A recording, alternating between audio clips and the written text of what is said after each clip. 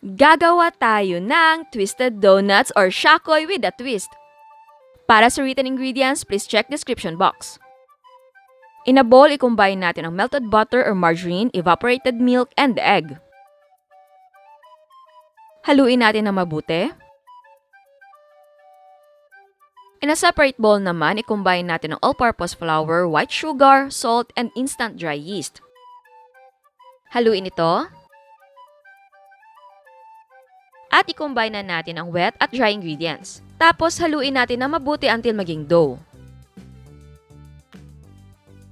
I-grease natin ang surface ng ating pagmamasahan ng dough. Konting cooking oil lang, about half tablespoon, para lang hindi masyadong dumikit ang ating dough kapag nagmamasa tayo. I-knead ang dough for 10 to 15 minutes until maging smooth and elastic ito. Remember, ang dough natin ay sticky type. Huwag kayong matempt na magdagdag ng maraming harina dahil baka maging matigas ang donut natin. Kung meron kayong stand mixer or hand mixer ay pwede niyong gamitin para mas madaling mag-knead.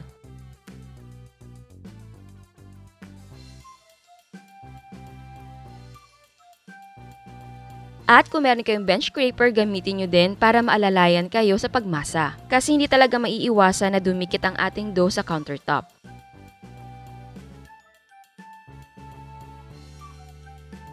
Ayan, eto na ang ating dough. Smooth and elastic na siya. Ilagay natin ito sa lightly greased na bowl. Same bowl lang ang gamit ko. Naglagay lang ako ng konting cooking oil. Takpan natin at ilagay natin sa warm area ng bahay and let it rise for 1 hour and 40 minutes. After 1 hour and 40 minutes, eto na ang ating dough. So, nagdoble na ang size niya. Tanggalin natin ang dough sa bowl.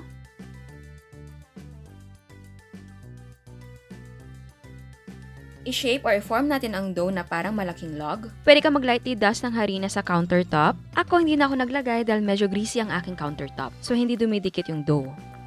I-cut natin ang dough into 10 equal parts. Para siguradong pantay lahat, pwede mong timbangin.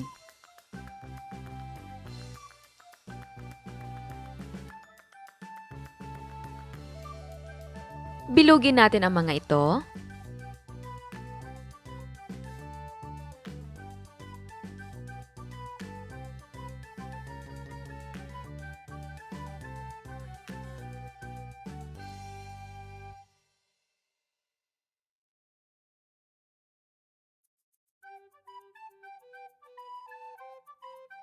Takpan natin and let it rest for 10 to 15 minutes. After 10 or 15 minutes, pwede nang i-roll ang dough.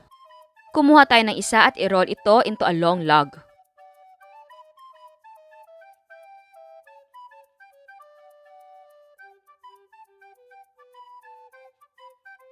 I-measure ang log about 8 inches.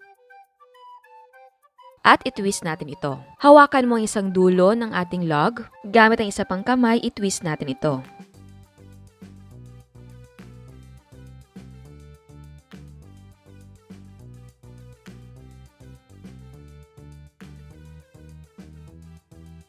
Tapos iangat natin. Ayan, twisted na siya. Ayusin ng konti.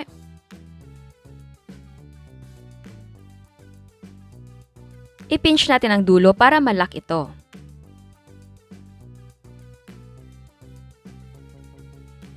Kapag na-twist mo na lahat, takpan natin ulit and let it rise for another 40 minutes. Habang nagpapatubo tayo, gawin natin ang cinnamon sugar coating. Combine white sugar and cinnamon powder. Kung ayaw nyo ng cinnamon powder ay pwede hindi na maglagay. After 40 minutes, pwede nang prituhin ang ating mga twisted dough. Siguraduhin mainit na ang mantika at prituhin natin ang mga ito until golden brown over medium-low heat or low heat. Mag-ingat sa paglalagay dahil mainit ang mantika. Kapag luto na, hanguin ang mga ito and drain the excess oil. At habang mainit ang mga donuts, i-coat muna ng cinnamon sugar. Konti lang ang ginawa kong cinnamon sugar dahil gagawa din tayo ng chocolate glaze. Para sa chocolate glaze, initin natin ang evaporated milk. Kapag mainit na ito, ibuhos sa chopped na chocolate. Hayaan na muna natin for 2 minutes para mag-melt ang chocolate at saka na natin haluin ito.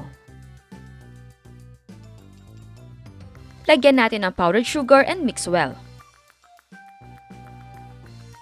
Kapag malamig ng donuts, pwede nang lagyan ng chocolate glaze. Ang method na gagawin ko sana ay i-dip ang ating donuts sa chocolate glaze. Pero dahil konti lang ang chocolate glaze, kukutsirahin ko na lang.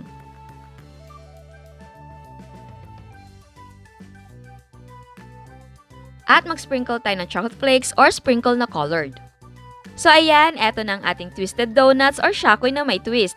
At bago tayo mag-taste test, sa hindi pa nakasubscribe, please subscribe sa ating YouTube channel and please click the notification bell and please click all para ma-notify ka sa lahat ng uploads. Titikman na natin, unahin natin ang may cinnamon sugar. Ito yung kanina.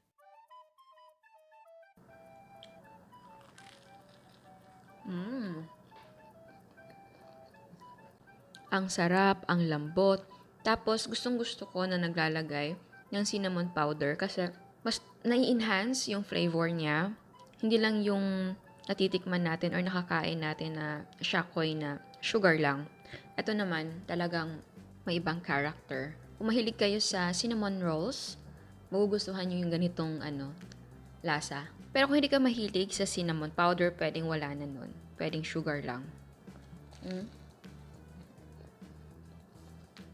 Harap. Alam mo yung Orbits na donuts? Ganun na ganun. Sarap.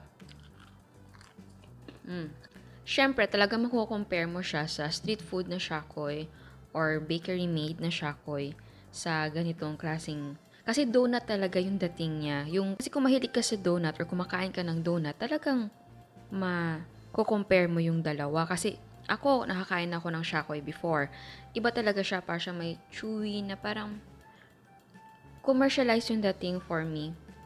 Yung, eto naman, donut talaga siya na donuts naman, yung may chocolate na glaze. Ayan.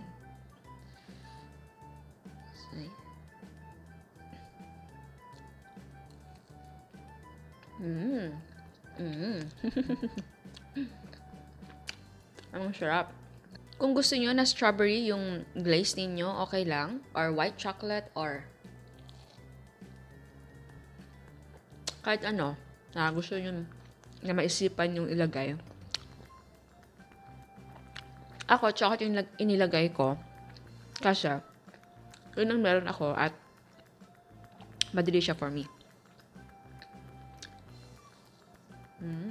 Sarap. Gusto ko siya. Ang lambot niya. Napaka-yummy. So, ayan. Sana nagustuhan nyo. Ciao! At eto ang mga prices ng ating mga sangkap. Ang nagawa natin ay 10 pieces. Ang cost per yield na may coating na cinnamon sugar lang ay 8 pesos and 24 cents. Pwede mo ibenta ng 15 pesos ang isang peraso. Again, ang selling price ay magdidepende kung magkano ang presyo ng sangkap sa inyo. At bago ako magpaalam, may another dose of inspiration. Ito ang 2-in-1 Yama Cake ni Miss Javier.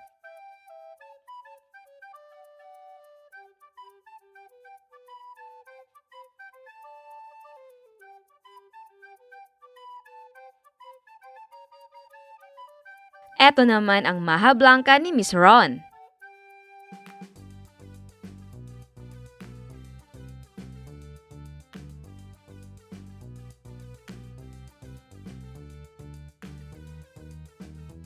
At ito ang mga ground float ni Miss Winnie.